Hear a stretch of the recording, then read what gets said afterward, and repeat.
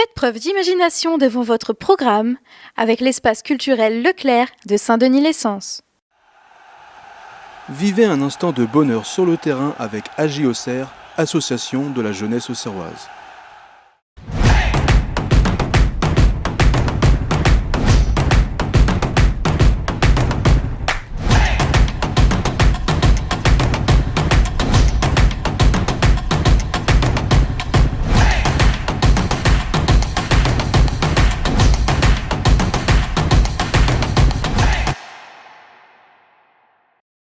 Bonjour à toutes et à tous et bienvenue dans votre journal d'information locale, le midi 10 du vendredi 26 mai 2023. Vous avez été plus de 17 500 personnes à nous suivre. Merci à vous et de votre fidélité. Ce JT est retransmis en direct et en simultané sur Facebook et YouTube. Alors n'hésitez pas évidemment de nous suivre sur les plateformes pour ne rien rater. Au programme de ce journal d'information locale, lundi, notre équipe s'est rendue à la SPA de Nailly. Un reportage plein de tendresse. Et puis mardi dernier, Gaël Génard nous a ouvert son cabinet de soins énergétiques à Véron. Reportage à suivre. Et puis Patrick Chenet, j'ai eu l'occasion de le rencontrer. Le célèbre comédien était en dédicace à l'espace culturel Leclerc de Saint-Denis-l'Essence. Et puis samedi toujours, c'était également la manifestation de clôture du prix littéraire Sayonara. Un reportage qui vous fera voyager. Et puis de jeudi à dimanche dernier, nous étions à la foire d'Auxerre. Alors retour sur cet événement. Et puis dans la rubrique des 5 dernières minutes, nous recevrons Thierry Goblet, qui est là sur le plateau. J'ai l'honneur et l'immense plaisir de le recevoir. Il est enseignant à Sens Arts Martiaux, section judo, qui nous parlera d'un événement important à venir. Bonjour Thierry. Bonjour Miguel. Comment ça va ? Ça va bien, merci de me recevoir et de nous recevoir. Je t'expliquerai après pourquoi le nous recevoir. Très bien. Merci. Et on parlera d'un super projet que vous allez justement, avec l'ensemble de la Bourgogne-Franche-Comté, ce regroupement régional de judo para-adapté. C'est un des événements que vous allez organiser bientôt. Tout à fait. Allez, on démarre. Alors que les campagnes contre les abandons d'animaux pendant l'été se multiplient, les refuges iconés déplorent une situation de saturation à l'année. Pas une journée ne passe sans qu'un propriétaire ne les sollicite pour abandonner son animal. Un phénomène qui empire un peu plus chaque jour, chaque année même d'ailleurs.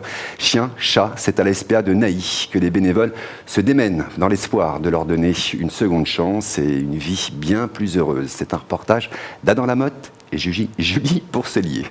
C'est à la SPA de Nailly, dans le Sénonais, que nous nous sommes rendus pour découvrir une association qui se bat pour la réinsertion des animaux dans une famille où ils pourront s'épanouir. Donc les raisons principales, en fait, il y en a plusieurs. Donc il y a les décès des propriétaires où la famille ne récupère pas toujours les animaux, malheureusement. Et on a aussi donc tous les animaux qui viennent de fourrières. Donc c'est-à-dire que c'est des animaux qui sont trouvés errants sur la voie publique et non réclamés. Donc même si certains sont identifiés, ils ne sont pas réclamés. Donc c'est ce qu'on appelle en fait des abandons sauvages. On n'a pas une journée sans avoir un abandon. Donc un minimum, c'est-à-dire que ça peut monter jusqu'à 10 par jour.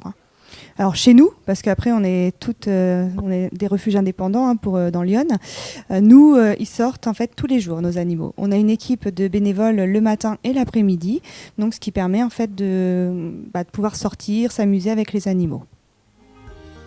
Mais alors, comment peut-on adopter à la SPA ? Nous, on fait remplir un certificat, un questionnaire, en fait, dès que les personnes arrivent, déjà pour cibler. C'est-à-dire que si une personne est en appartement et qu'un chien ne peut pas vivre en appartement, on ne va pas placer. On va sélectionner déjà par rapport au questionnaire.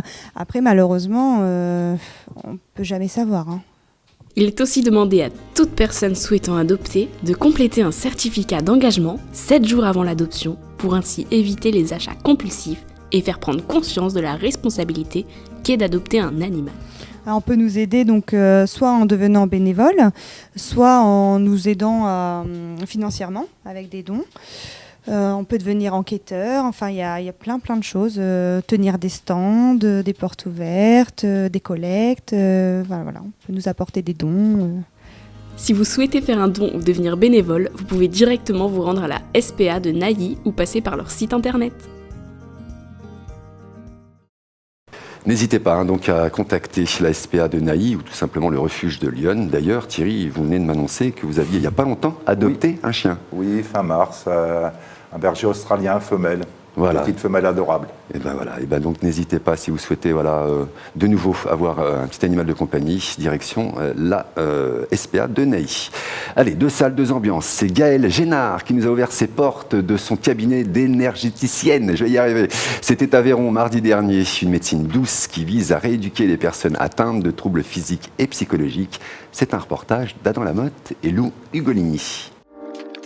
Dans la commune de Véron se trouve Gaëlle Génard, qui effectue le métier de psycho-énergéticienne, qui consiste à aider les personnes physiquement et ou mentalement avec des soins énergétiques. Pendant une séance, la personne en général est allongée, même si je prends un petit temps debout pour faire un peu connaissance, en gardant mes mains à distance. Après, soit j'appose les mains, soit je les laisse un peu plus loin, et puis soit je sens dans les mains un petit peu où je dois les poser, ou alors je peux ressentir dans mon corps les émotions, les blocages, les douleurs que peuvent ressentir les personnes. Pour l'instant, j'ai pas spécialement de clients type, même si j'ai eu pas mal de femmes qui voulaient des enfants, par hasard en fait, que j'ai un petit peu accompagnées. Après, j'ai tout type de personnes, pour l'instant plutôt aller entre 30 et 50 ans, hommes comme femmes.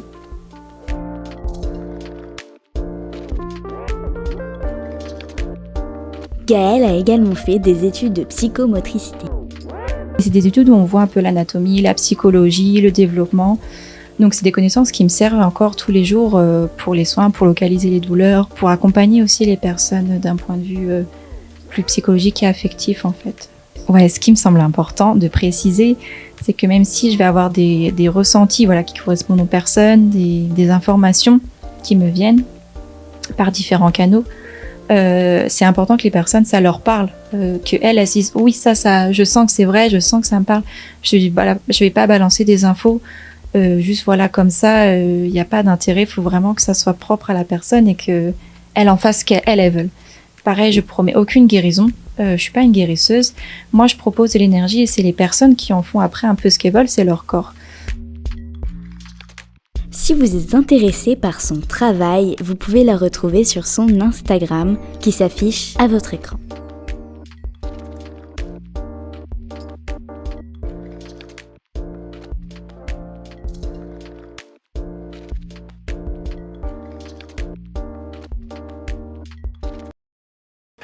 Allez, un peu de culture. Le célèbre comédien Patrick Chenet, que j'ai eu l'occasion et l'honneur d'interviewer, était en séance de dédicace à l'espace culturel Leclerc de Saint-Denis-les-Sens. C'était le samedi 20 mai dernier. C'était à l'occasion de la sortie de son livre « Lettres d'excuses » et la réédition de La vie est belle, je me tue à vous le dire. C'est le titre de son bouquin. C'est un reportage de Damien Esnault et de Lou Ugolini.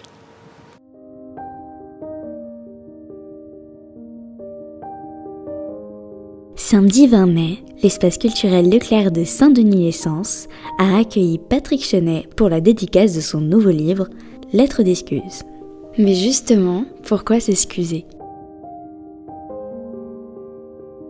S'excuser, c'est un préalable, c'est une manière, c'est un fil rouge pour essayer d'avoir des explications sur ma vie, sur les gens que j'ai rencontrés, mais pas que les gens, il y a aussi des concepts, des endroits, des dates, des éléments, où je m'excuse auprès d'eux, de ne pas avoir suffisamment fait attention d'avoir été un peu trop sur moi, ou pas. Voilà, et on blesse toujours des gens parce qu'on ne fait pas attention, parce qu'on n'y prend pas garde souvent, sans que ça soit forcément une volonté. Puisque votre livre a beaucoup de succès, avez-vous prévu d'en écrire un autre dans le même genre ? On m'a demandé de réfléchir à un mot. C'est peut-être le tome 2 des Lettres d'excuses ou alors un roman, je ne sais pas encore.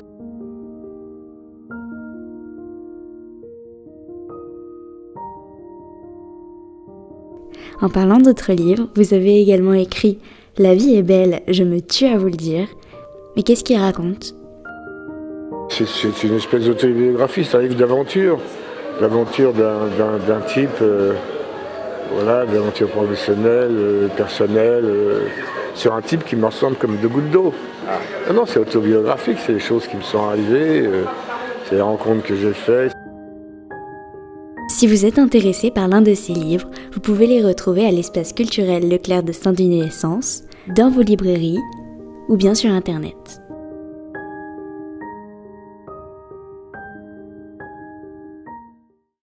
Toujours de la culture. Samedi 13 mai, c'était la manifestation de clôture du prix littéraire Sayonara. Pour cette occasion, l'espace culturel savinien, cette fois-ci à Sens toujours, a accueilli de nombreux exposants pour faire découvrir la culture japonaise aux Iconais. Regardez ce reportage, il est toujours de Lou Ugolini, Adam Lamotte. Il y a vraiment qu'eux qui travaillent et Julie Boursellier. L'espace culturel savinien de Sens accueillait la manifestation de clôture du prix littéraire Sayonara. Samedi 13 mai, les Iconais pouvaient découvrir les multiples facettes de la culture japonaise à travers de nombreux ateliers. Retour sur cette journée avec Chloé Bedin, salariée à la bibliothèque de Sens et organisatrice du projet. On est à la 11e édition du prix littéraire et donc de la manifestation de clôture, puisque pour rappel, Sayonara au départ, c'est un projet de lecture, un concours de lecture qu'on propose dans beaucoup d'établissements scolaires, bibliothèques, etc. Les jeunes vont lire des mangas qu'on sélectionne en amont, ils vont voter pour leurs préférés et on organise cette grande manifestation de clôture pour annoncer les mangas gagnants qui ont donc été annoncés hier lors de la journée scolaire. Aujourd'hui, on est sur la journée tout public, donc le samedi, et on propose, en fait, c'est un petit peu le prétexte, surtout pour partager ensemble la passion de la culture japonaise. Et donc, sur différents stands, vous allez retrouver des commerces, des acteurs locaux ou qui peuvent venir de Paris, de Dijon, de Troyes, etc. Des partenaires publics, privés, qui vont tous ensemble, en fait, pouvoir s'associer autour de cette passion et du thème du Japon, pour pouvoir proposer un atelier aux visiteurs. L'ensemble des ateliers, comme l'entrée est entièrement gratuit, on est vraiment sur une notion de partage. On commence à l'entrée, à l'arrivée avec l'espace bien-être, on poursuit avec l'espace créatif, on va plutôt trouver le côté dessin, etc. On a Sumi, une illustratrice qui nous vient de Dijon d'ailleurs, qui est sur cet espace-là. Ensuite, on arrive dans cette bulle de lecture avec un espace lecture à côté dans lequel vous pouvez rencontrer Yohan Le School, qui est un auteur de manga français, Arnaud Laurent, qui est le doubleur, la voix de Natsu dans Fairy Tail, qui propose des ateliers de doublage tout au long de la journée. Donc, c'est un petit peu tous les métiers qui gravitent autour de la lecture du manga.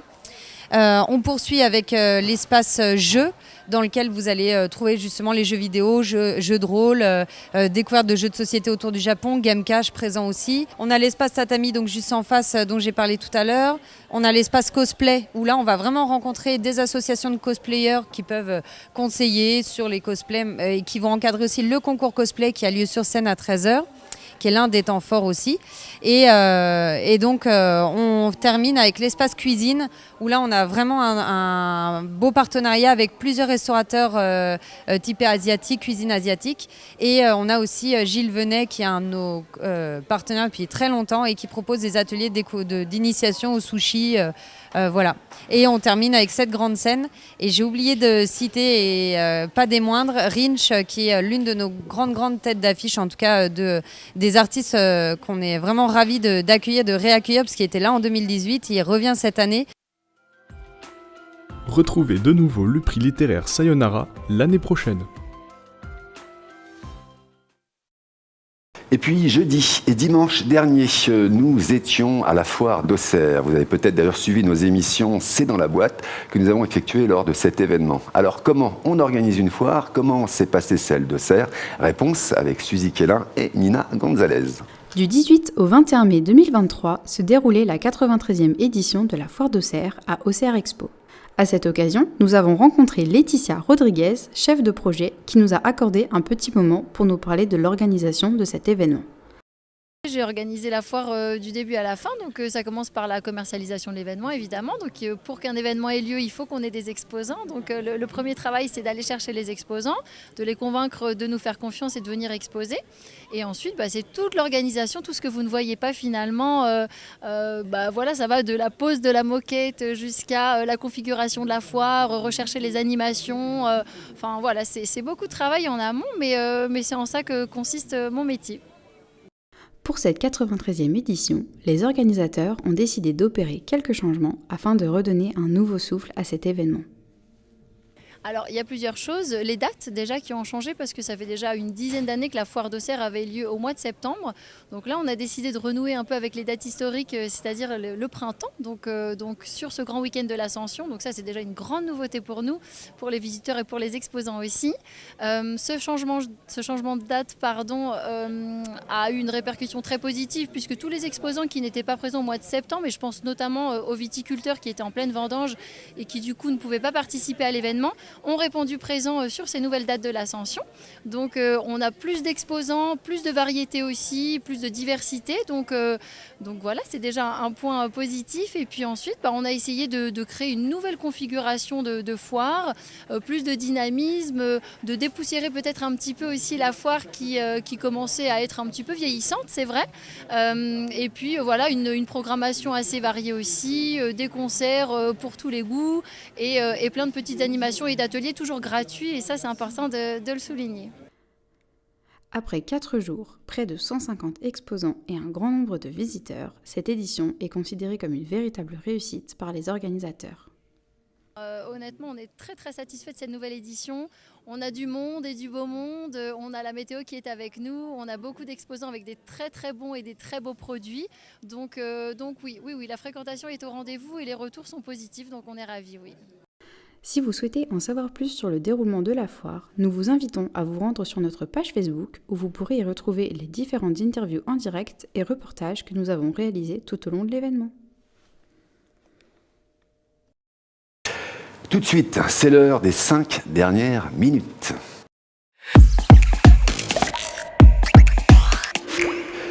Thierry Goblet, merci encore une fois d'être venu sur le plateau. Ces dernières minutes sont dédiées à ce que vous faites et ce que fait le club, évidemment, de judo. Vous êtes, vous, enseignant d'arts martiaux, section judo, depuis de nombreuses années. On ne va pas se cacher, on se connaît depuis un petit moment. Et puis, vous êtes venu ici pour nous parler de plusieurs choses. Mais le plus important, c'est d'abord ce regroupement régional de judo para-adapté qui est organisé en l'occurrence par la Ligue Bourgogne-Franche-Comté, mais qui est supporté par le club de judo de Sens. C'est bien cela ? C'est ça. Alors, qu'est-ce qui va se passer justement pendant ce regroupement de judo para-adapté, Thierry ? Alors, en parlant des regroupements régionaux, il y en a 4 sur la saison qui sont organisés sur les 4 départements de la Bourgogne et la saison se termine à Sens. C'est la dernière animation.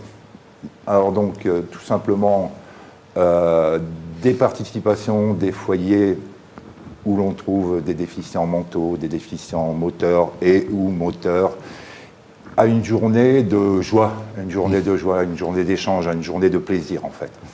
Ce serait super si tout le monde repartait avec une banane. Ça sera le cas. Ouais, et des étoiles, et des étoiles plein les yeux. On peut rappeler la date ? C'est le jeudi 1er juin. Au dojo Émile Bonabo, rue Poincaré, à Sens.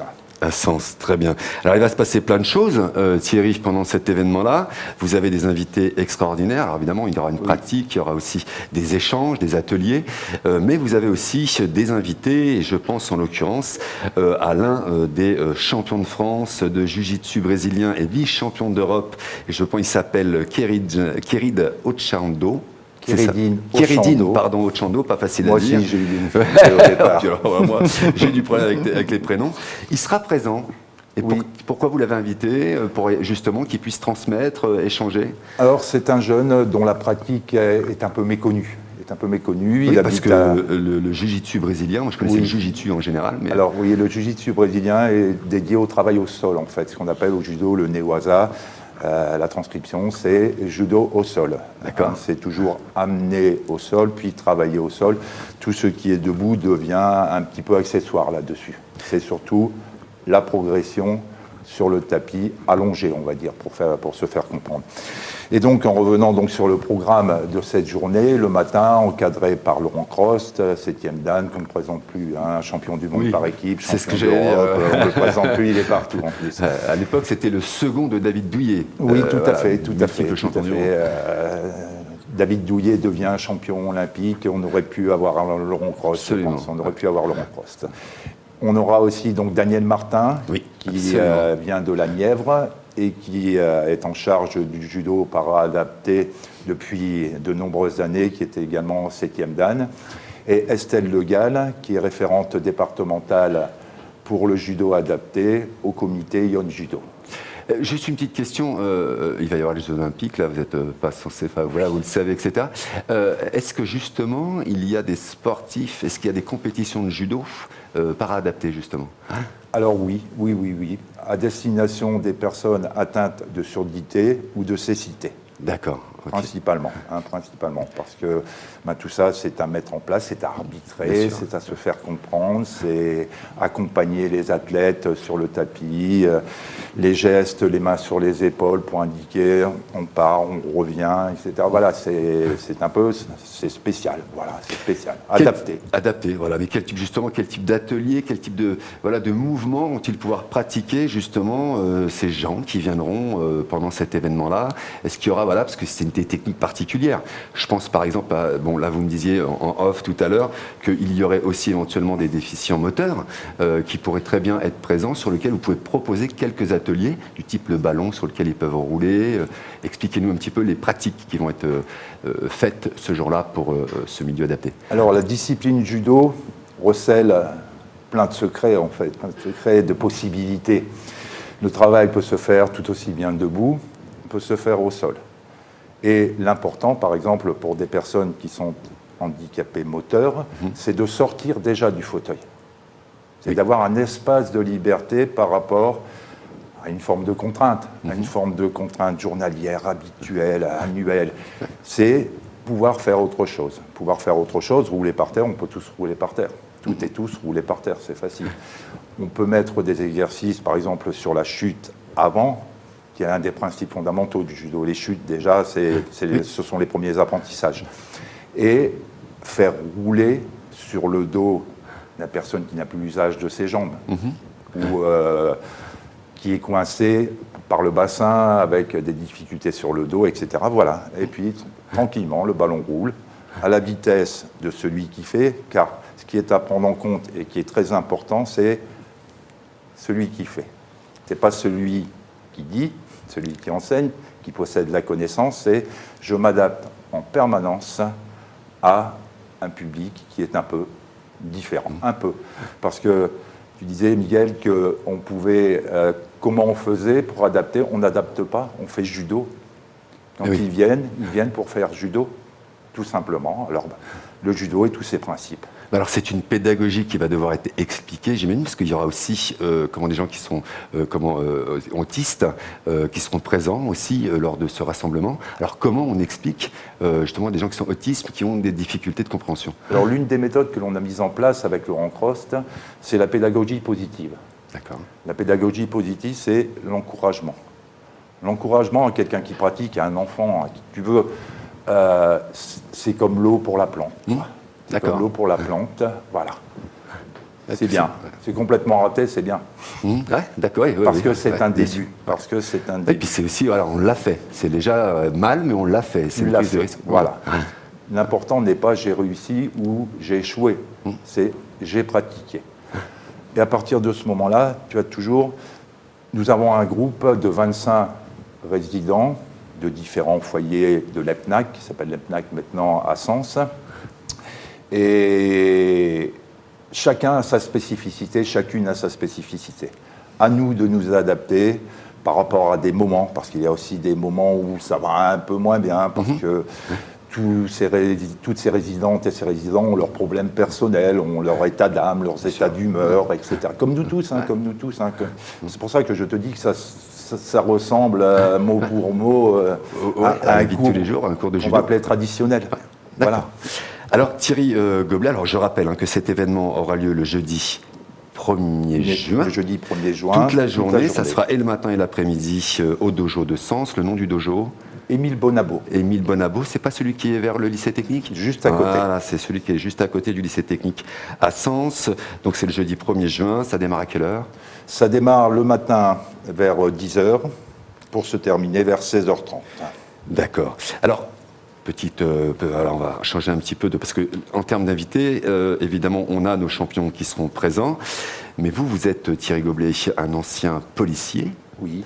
Et pour cet événement-là, il y a quelqu'un d'exceptionnel qui va être présent. Il s'agit de Marc Veriotte, qui sera présent, d'ailleurs qui a sorti un livre qui s'appelle « Au cœur du raid ».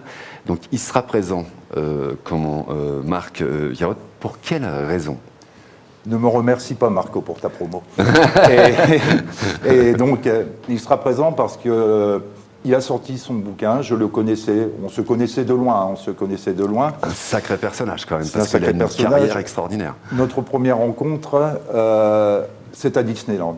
Ah oui, ça commence bien. Ça commence bien. Seulement, c'est nuit noire, il est 3h du matin, il fait froid, un crachin, on va appeler breton, tiens, un crachin breton, et des hélicos partout, au-dessus, etc. En fait, l'école de Sens avait fourni les figurants pour une simulation de prise d'otage dans la Tour de l'Horreur à Disneyland. Voilà. D'accord, donc là c'est un exercice. C'est un exercice de simulation, oui. Donc, 3h du matin à peu près, je vois un groupe arriver, j'étais avec un collègue qui malheureusement est parti, et je vois passer Marco, que je reconnais parce que judo. Il est également 6e dan de judo. Il ne fait pas que partie. Oui, bien sûr, du raid, il est aussi un grand sportif. Raid, Et il a bien d'autres activités. Et donc, je le vois passer, effrayé comme si on y était depuis 15 minutes, quoi.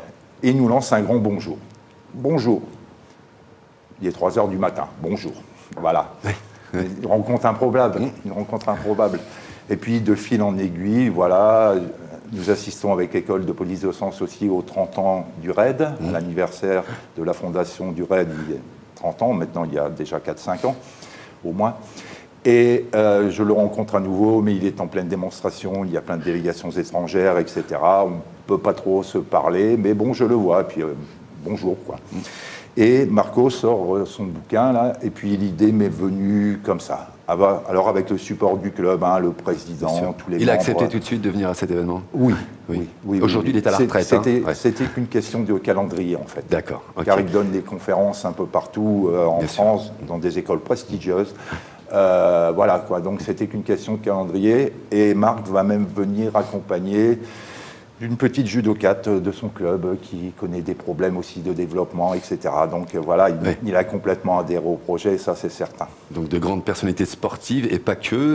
Marc Veriotte, c'est aussi quelqu'un qui a hélas participé, je dis hélas, et heureusement, participé, comment est-ce qui s'est passé sur l'affaire Mérad ? Oui, l'affaire Mérad à Toulouse, donc Marco le raconte dans son livre, c'est tout un chapitre. Et Marco est blessé lors de cette intervention. La première balle tirée par Mérad atterrit dans son casque, ce qui le fait chuter dans les escaliers où il progressait. Et il prend une deuxième, il est touché à une seconde reprise à l'épaule. Il roule dans l'escalier et voilà, il est sauvé. Et il raconte même, c'est un peu prenant parce que, bien sûr, il y a un peu de parti pris dans ce que je dis, non mais c'est prenant parce que il y a de la résilience dans ces actes à ce moment-là, c'est tout simplement de dire « non, ne venez pas me chercher, je vais m'en sortir tout seul ». Une grande preuve de courage. De courage. Et il ne voulait pas aussi emmener quelqu'un d'autre, il ne voulait pas exposer d'autres membres de la colonne d'assaut au tir de Mérad, en fait. Marc... Il en a été décoré de la Légion d'honneur au péril de sa vie. Ouais, c'est le minimum qu'on pouvait faire pour lui. Marc Veriotte, qui sera donc présent le 1er juin de 10h à 16h. C'est à Sens. N'hésitez pas à aller au dojo proche du lycée technique, parce que souvent on a du mal à retenir le nom du dojo. Donc quand on dit proche du lycée, voilà, n'hésitez pas à y aller toute la journée. Vous allez découvrir des personnalités sportives, des personnalités sportives. Et puis vous pourrez rencontrer aussi Thierry Goblet avec tous ses collègues à qui je passe le bonjour de l'organisation du club de judo de l'art Sens Arts Martiaux section judo. Voilà, et puis mes amitiés à monsieur qui vous a rejoint, Laurent Crost, qui vous a rejoint, que je suivais beaucoup à l'époque. On va continuer à en parler, Thierry, si vous le voulez bien, mais du côté de la radio. Moi, je donne rendez-vous pour tous ceux qui regardent la télé maintenant, pendant que vous êtes en train de manger tranquillement. Donc le jeudi 1er juin, de 10h à 16h, voilà, donc au dojo de Sens, du côté du lycée technique. Merci Thierry. Merci Miguel, merci beaucoup. C'est tout pour les 5 dernières minutes.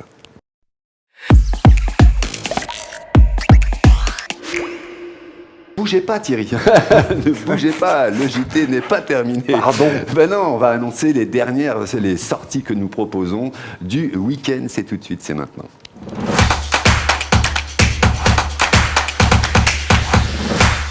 Et oui, chaque journal d'information locale, on vous propose quelques idées de sortie pour votre week-end. Donc samedi, vous aurez un concert au lac du Bourdon à Saint-Fargeau.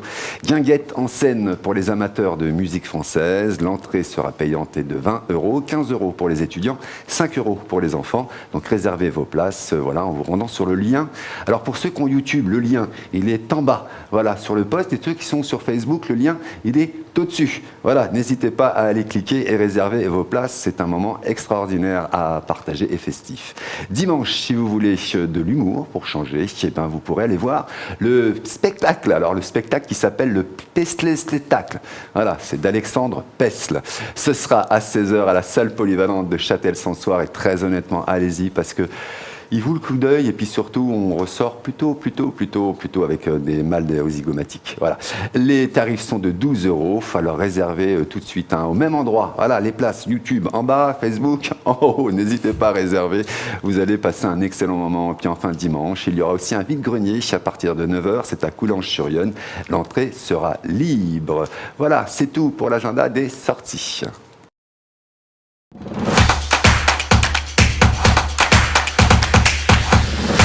Merci à tous de nous avoir suivis. Merci à toute l'équipe de la rédaction d'avoir préparé ce journal d'information locale. Vous pourrez retrouver à partir de 19h les sujets dans leur intégralité sur notre site www.lateledelion.fr. Et moi, je vous invite à me retrouver sur Icône Radio à 13h10 pétante. Je vous souhaite de passer un excellent week-end. Profitez-en, c'est le dernier week-end de 3 jours. Allez, à la semaine prochaine, si vous le voulez bien.